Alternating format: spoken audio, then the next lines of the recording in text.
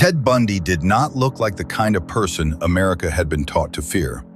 He did not live on the fringes of society, and he did not isolate himself from others in ways that raised obvious suspicion. Instead, Ted Bundy appeared to be everything society associated with safety, intelligence, and trustworthiness. He was well-spoken, polite, and ambitious. He dressed neatly, involved himself in political campaigns, studied law, and volunteered his time in programs meant to help victims of violent crime. Because of this, people did not see danger when they looked at Ted Bundy. They saw potential. Between 1974 and 1978, Theodore Robert Bundy kidnapped, sexually assaulted, and murdered at least 30 women and girls across multiple states in the United States. Investigators who later reviewed his movements and partial confessions believe the true number of victims may be significantly higher, though it will likely never be known with certainty.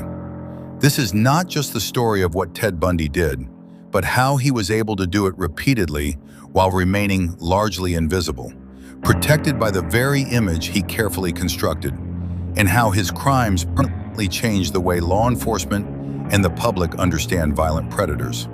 Let's tear into it. Ted Bundy was born in 1946, but his early life was marked by confusion and deliberate deception. He was raised believing that his grandparents were his parents and that his biological mother was his sister. This arrangement was meant to shield the family from social judgment, but it created an unstable foundation for Ted's sense of identity. As he grew older, Ted became increasingly aware that something about his family history did not add up. When he eventually learned the truth, it did not bring clarity or closure. Instead, it deepened feelings of shame, anger, and resentment that he struggled to articulate but never resolved. Several relatives later described Ted as emotionally distant, prone to intense mood swings, and unusually concerned with how others perceived him. Whether or not his home environment was overtly abusive, it was undeniably secretive, and secrecy became a pattern Ted would repeat throughout his life. He learned early that presenting the right version of himself mattered more than being honest. By the time Ted Bundy entered adulthood, he was determined to erase the parts of himself that made him feel inferior. He began carefully crafting an image designed to command respect and admiration. He enrolled in college courses, pursued law school, and attached himself to causes that projected intelligence and moral responsibility.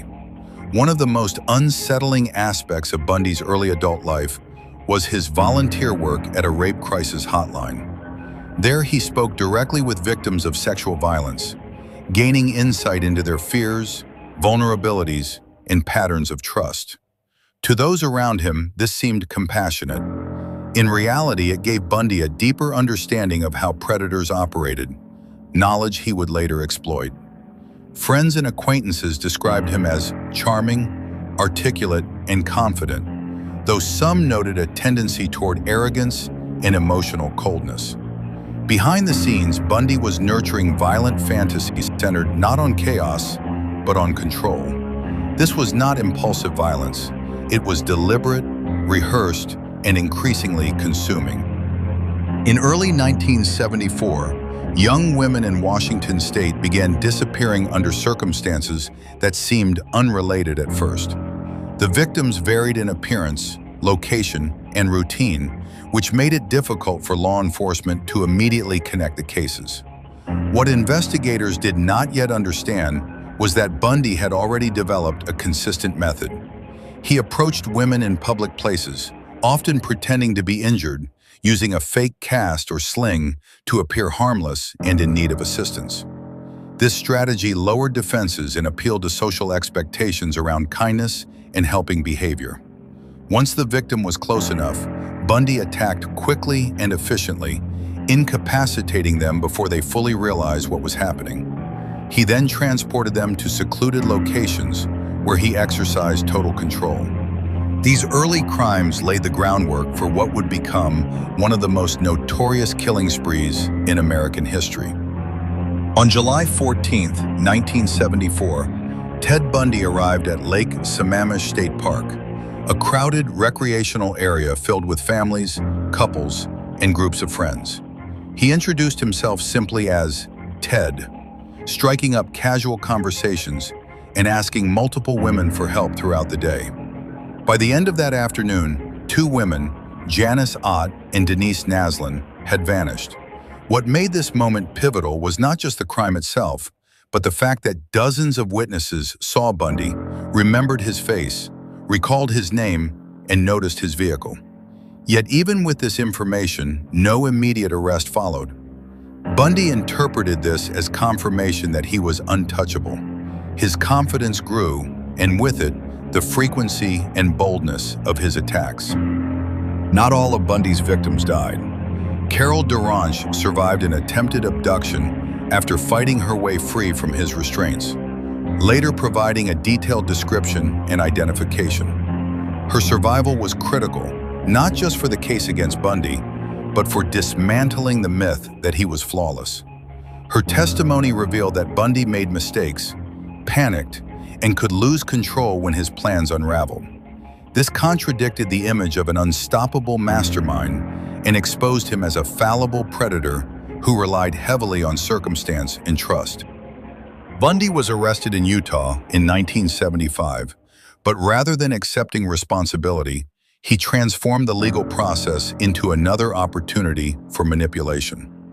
Representing himself in court, he used legal language and performance to delay proceedings and shape public perception. His eventual escapes from custody, first by jumping from a courthouse window, then by crawling through the ceiling of a jail, were not acts of genius so much as failures of an unprepared system dealing with a criminal unlike any it had encountered before.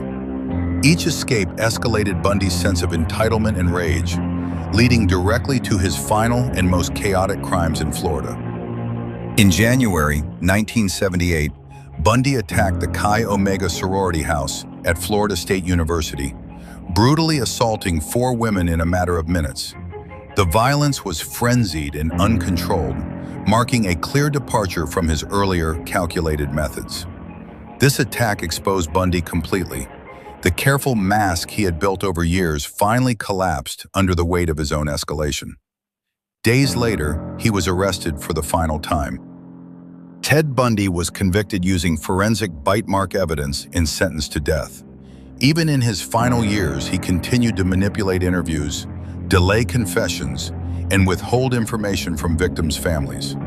On January 24, 1989, Ted Bundy was executed in Florida's electric chair. His death did not bring closure to many families, but it ended his ability to harm others. Bundy's legacy is not brilliance or charm. It is the devastating reminder that predators often hide behind the familiar, the respectable, and the trusted.